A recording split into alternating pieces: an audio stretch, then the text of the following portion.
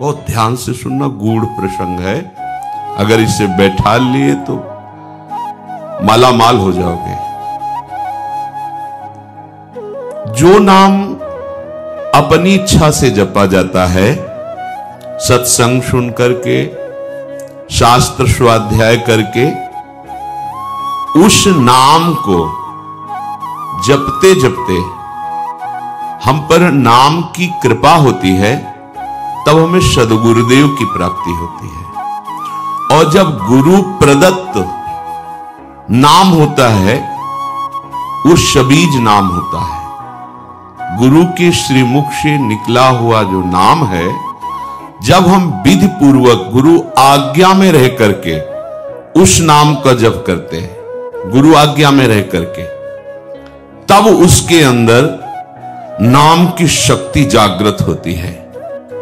नाम की शक्ति जागृत में प्रभाव सद्गुरुदेव का होता है।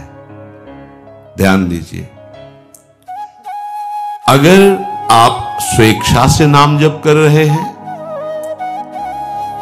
वो मंगल भवन नाम है, आपका मंगल करेगा, आपके दुरति का पाप का नाश करेगा, आपको सद्गुरु की प्राप्ति कराएगा। वो व्यर्थ नहीं जाएगा, पर उससे दिव्य लीला में आप प्रवेश पा जाएं, असंभव। वो मार्ग ही है। जब सद्गुरुदेव भगवान नाम प्रदान करते हैं और हम उनकी आज्ञा में रहकर नाम जप करते हैं, तो गुरुदेव की शक्ति के प्रभाव से हमारे हृदय में अधिकार बनने लगता है बीज मंत्र प्राप्त करने का। बड़ा सुंदर क्रम है।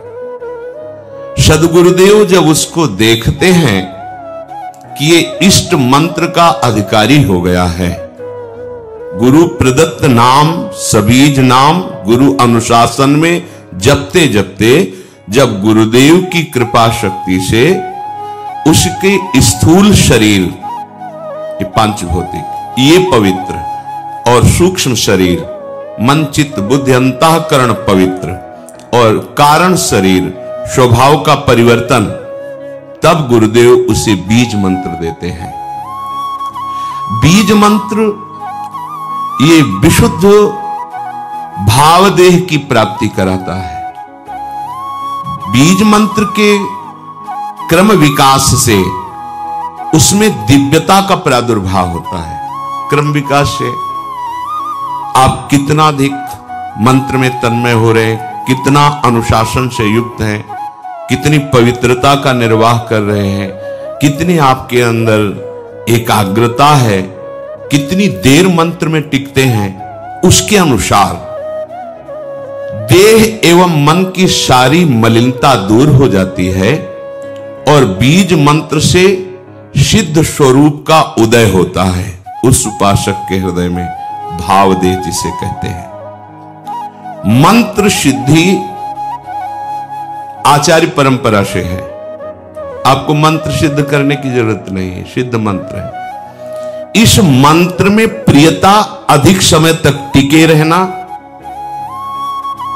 बहुत समय तक निज मंत्र ही चल रहा है, इससे आपकी पहले भूत शुद्धि होगी, पंचभूत आपके शुद्ध होंगे जिनसे शरीर रचा है।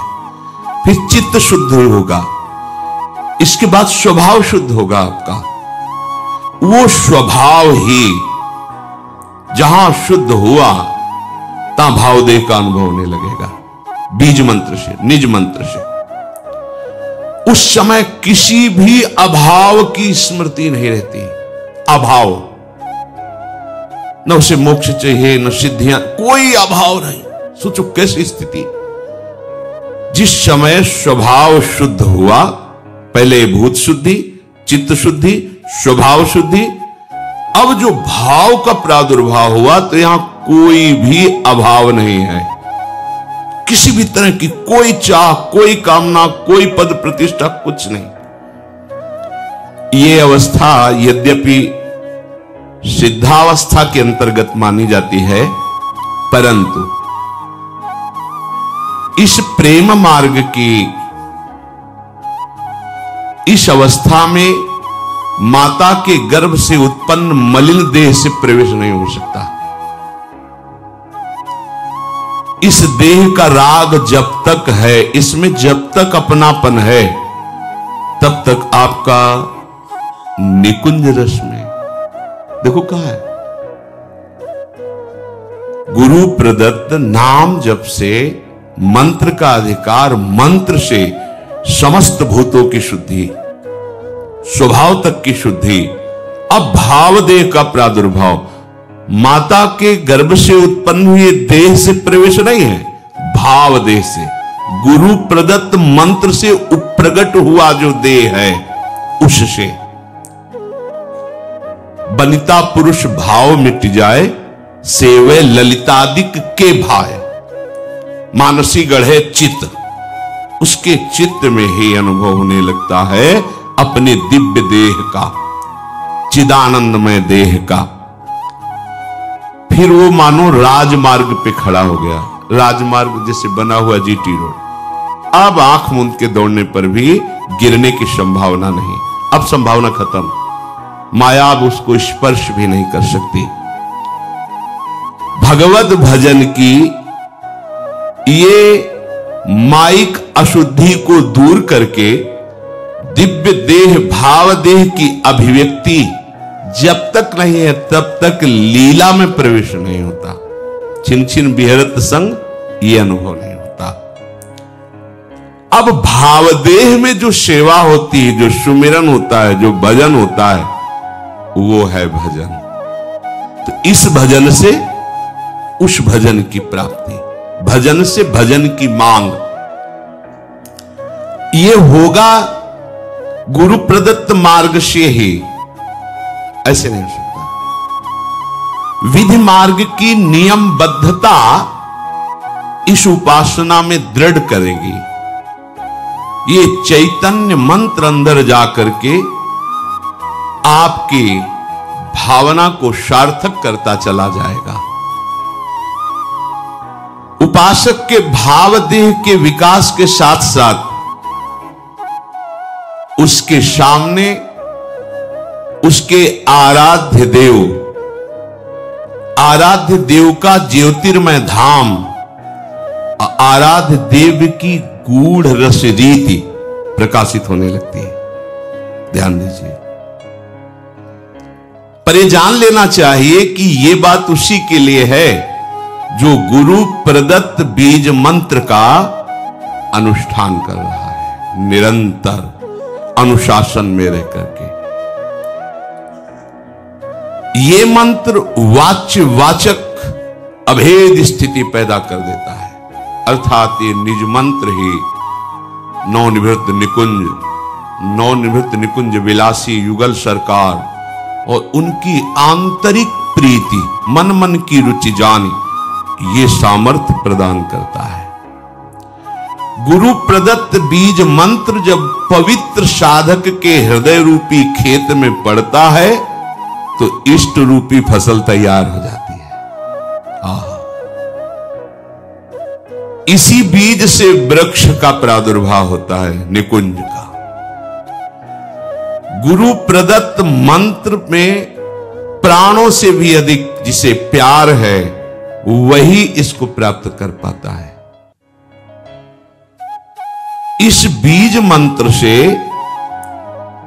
प्राकृतिक जितनी भी सृष्टि है सबसे स्वाभाविक अरुचि पैदा हो जाती है और उसमें गुरु शक्ति का आधान होते ही इष्ट का स्वरूप प्रकाशित हो जाता है।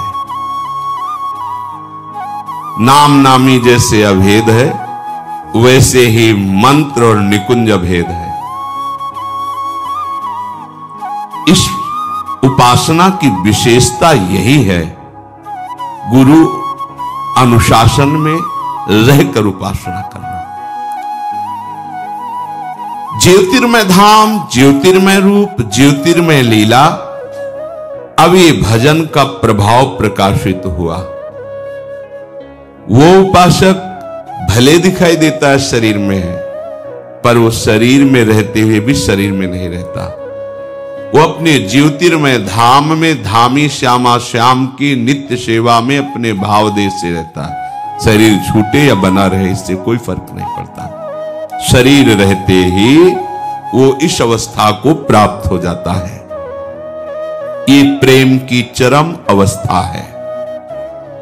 अब ऐसे महापुरुष में और इष्ट में बिल्कुल कोई अंतर नहीं रह जाता।